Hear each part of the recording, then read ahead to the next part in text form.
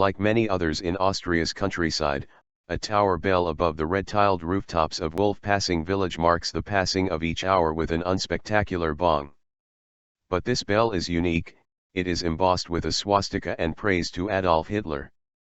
And unlike more visible remnants of the Nazi era, the bell was apparently overlooked by officials in Austria up to now.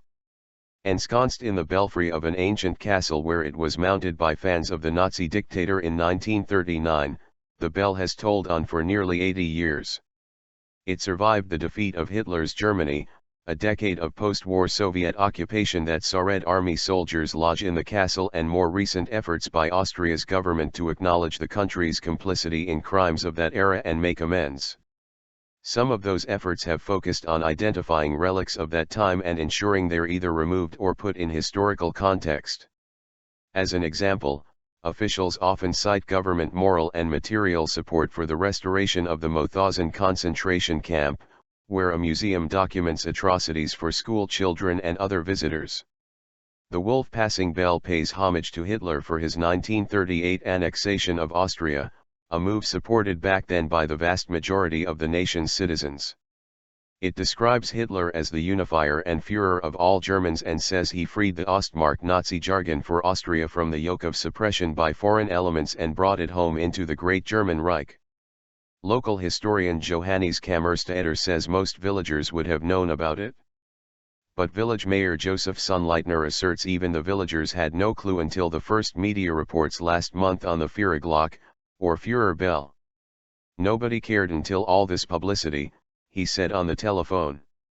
He refused a request for a longer interview, saying he was busy for the next 2 weeks with Hing. In any case, the government's recent sale of the castle with all its historical trappings has suddenly made the bell an issue beyond the sleepy village of 1,500 people about 100 kilometers, 60 miles, west of Vienna. In a country particularly sensitive about suggestions it has not fully faced its Nazi past, officials are scrambling for explanations of why the bell apparently evaded notice for so long. They also are under pressure to justify a ruling by the government agency in charge of historic monuments that it must remain part of the castle as part of its heritage despite the refusal of the new owner to say what he plans to do with it. Propagating Nazi values or praising the era is illegal in Austria. Kammerstädter, the historian, has formally asked state prosecutors to examine whether the government's sale of the bell is a criminal offense. He says the change of ownership could constitute a case of spreading National Socialist ideology on the part of the government agency in charge of state-owned property. Raimund Fassenbauer, a senior official of Vienna's Jewish community, invokes other concerns, noting that other Hitler-era relics like the dictator's house of birth in the western town of Braunau have become a magnet for neo-Nazis. I think the best thing would be if the bell disappeared and was buried somewhere, he says.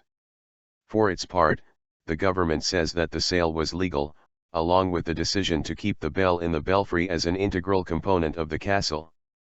Economics Minister Reinhold Mitterlehner says the agency overseeing the sale was not aware of the inscription.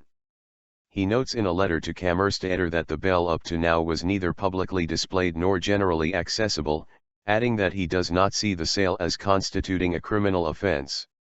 Ernst Eichinger, a spokesman for the agency responsible for government real estate, says that with a portfolio of more than 28,000 buildings, many of them huge, we cannot search every centimeter before a sale. Concerns are heightened by the lack of clarity about what the new owner, Tobias Hufnagel, plans to do with the relict. 2 web domains linked to him or his holding company, hufnagel.cc and thinvestments.com, did not open. Sonnleitner, the Wolfpassing mayor, says has not been able to directly contact Hufnagel, despite weeks of trying.